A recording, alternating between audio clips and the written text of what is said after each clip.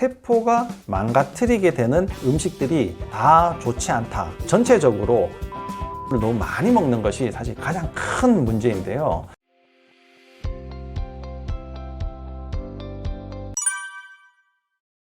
그 원인들을 잘 봐야 되는데 누가 재발하느냐를 잘 봐야지 됩니다. 그 재발이라는 것이 결과라고 말씀드렸고, 결과에는 항상 원인이 있다라고 말씀드렸는데, 어떤 분들은 자기가 뭘 하는지도 모르고 뭘 했는데 그게 원인이 없어지는 경우들이 있습니다. 예를 들면 이런 거죠. 내가 암 환자가 이제 됐어요. 내가 옛날에 어떻게 살아왔는 것들 이렇게 쭉 보니까 난 운동도 너무 안 했고 아무거나 막 먹고 있었고 생활도 좀 이상했고 일이 너무 많아서 이제 몸이 너무 피곤했고, 이런 것들을 이제 깨닫는 분들은 그런 문제들을 없애버려요. 그러니까 먹는 것도 바꾸고 이제 운동을 시작하고 직업을 바꾸고 이런 문제들을 혼자 스스로 해결을 하게 되거든요. 그러면서 몸이라는 것이 변하게 되는 거죠. 그래서 좀 더 안전해지게 되는 방향으로 이제 가게 되는 거고요. 여전히 먹고 사는 문제 때문에 직업을 바꿀 수가 없고 내가 암 수술을 했지만 여전히 힘들게 살고, 힘들게 살다 보니까 아무렇게나 먹을 수밖에 없게 되고, 이런 상황에 계속 놓여 있는 사람은 재발할 가능성들이 점점 더 높아지게 되는 겁니다. 특정 음식이라기보다도 세포가 결국은 이제 나쁜 세포로 변성이 되는 거잖아요. 그러면 세포가 변하게 되는 거, 세포를 망가뜨리게 되는 여러 가지 몸의 상황을 만들어내는 음식들이 다 좋지 않다, 이렇게 볼 수가 있겠죠. 유방암은 비만과 관련이 굉장히 많다 했고, 비만은 대사질환이라고 했는데 그 대사라고 하는 게 세포 대사를 이야기를 하는 겁니다. 그러면 세포가 제대로 일을 할 수 있도록 만들어주는 환경을 제공을 해야지 되겠죠. 그런 환경들이 망가지기 때문에 대사질환이라는 것이 이제 생기게 되는데, 세포는 우리 몸에 한 30조 개가 있어요. 그 세포의 각각의 문제들이 다 합쳐졌다가 가장 약한 곳에서 드러나게 되거든요. 그래서 위암 환자는 내 몸이 다 세포가 많이 망가져 있는데 위장 세포가 더 많이 망가진 사람, 그 다음에 유방암 환자는 뭐 마찬가지로 유방에 더 문제가, 갑상선은 갑상선이 더 문제, 이렇게 이제 자기가 가장 약한 부위에서 드러나게 됩니다. 그 부위가 어떻게 해서 그렇게 드러나게 되느냐, 제일 중요한 것은 혈액순환이 잘 안 되는 곳에서 드러나게 되는 거거든요. 그러면 내가 이제 먹는 음식들을 이용을 해서 내가 혈액순환을 잘 되게 한다면 효과가 좋을 거고, 혈액순환을 잘 안 되게 하는 문제가 되면 질병으로 가게 되는 거죠. 그렇게 만들어 놓은 몸이 바로 비만이 되는 겁니다. 살이 찌고 우리가 뭐 계속 몸뚱이가 이제 커질 수는 있지만, 살이 찌면은 되게 어느 정도 기간 동안은 빵빵해지다가 살이 퍽 찌고 빵빵해지다가 살이 찌고 이런 단계를 거치지 않습니까? 그 사이사이 단계에 혈액순환이 나빠지게 되는 겁니다. 왜냐하면 이제 근육과 지방 사이로 대부분의 혈관들이 이제 지나다니게 되거든요. 근데 근육은 일정하게 있는데 지방이 자꾸 늘어나게 되면 이 사이에 끼어 있는 혈관은 계속 눌리게 돼요. 그러니까 이제 혈액순환이 또 나빠지죠. 또 내 몸에 지방이 많으면 만성 염증이 계속 생기게 됩니다. 그런 염증 때문에 조직이 붓게 되고 혈액이 지저분해지고, 이러면 또 혈액순환이 나빠지게 되는 거죠. 그렇게 나빠져 있는 혈액순환 때문에 내 몸에서 면역이 떨어지고 세포가 좀 손상이 되고, 그 제일 약한 부위에서 이제는 암세포가 생기기 시작을 하는 거예요. 이제 비만을 만들어내는 세포 대사를 나쁘게 하는 그런 음식들을 우리가 잘 알고 있어야지 되겠죠.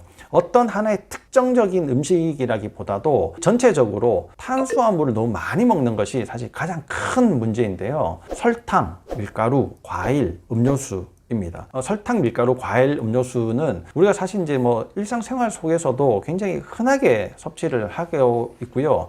옛날에 비하면 우리가 먹는 음식 양 자체가 굉장히 많아졌음에도 불구하고 간식으로 또 먹게 되는 음식들 중에 이제 하나이거든요. 굉장히 조심을 하셔야 되는데, 내가 조심을 한다는 것 자체가 그러면 하나도 먹지 말아야 되냐? 그건 불가능하다는 겁니다. 불가능하다면 내가 최소한의 양으로 이제 줄여서 유지할 수 있도록 해야지 되는데, 그런 최소한의 양이 사람마다 조금 틀려요. 뭐 설탕을 하루에 얼마 먹어야 되고, 과일을 하루에 몇 개 먹어야지 되고, 이런 식의 정형화되어 있는 논리가 현대의학에서 사용이 되고 있지만, 그런 것들이 누구한테는 맞고 누구한테는 맞지 않는 문제가 생기게 되거든요. 그래서 사람들마다 그런 특징적인 자기 개체의 상황에 따라서 조절을 하긴 해야지 되지만, 전체적으로는 설탕, 밀가루, 과일, 음료수, 설밀과음을 좀 더 양을 많이 줄이셔야지 된다. 특히나 암 환자분들은 더 조심을 하셔야 된다. 이렇게 이해를 하시면 됩니다. 이 네 가지 중에 가장 반발을 많이 받는 게 과일이에요. 아니 과일은 좋지 않냐? 그 과일 먹고 뭐 거기에 들어있는 비타민도 좋고 뭐 이런 이야기들을 막 하시는데 사실 좋죠. 굉장히 이제 뭐 우리가 옛날에 뭐 이 식단 중에서 부족한 부분을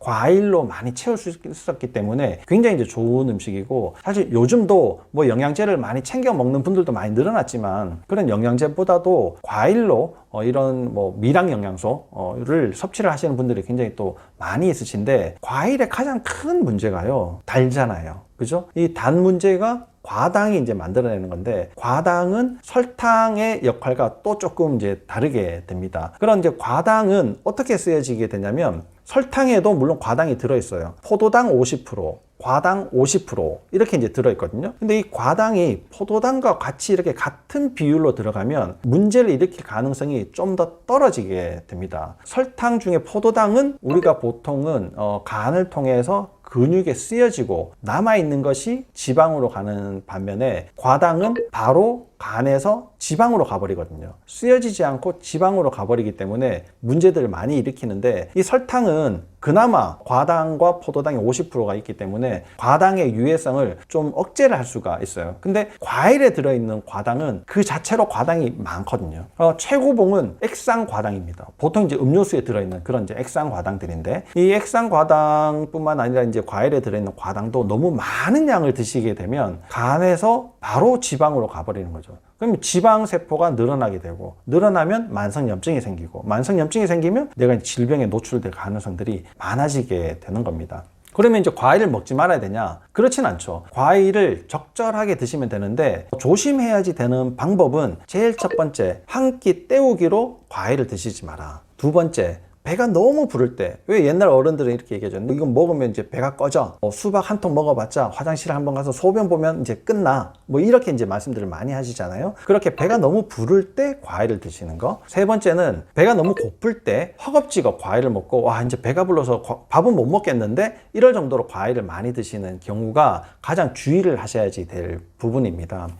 만약에 소식을 해서 잘 지내신 분들은 과일을 드셔도 괜찮아요. 그리고 내가 과일식을 한다고 해도 식이섬유와 같이 드시면 또 유해성이 많이 이제 줄어들게 됩니다. 그래서 다른 야채와 다 같이 이제 갈아서 드시거나, 아니면 껍질째 드시거나 적당량을 그렇게 드시는 분들은 일단 좀 더 과당의 과일로 생기는 문제를 좀 해결할 수는 있긴 하지만, 그래도 평상시에 조금 더 조심하셔야 되는 재료 중에 하나입니다.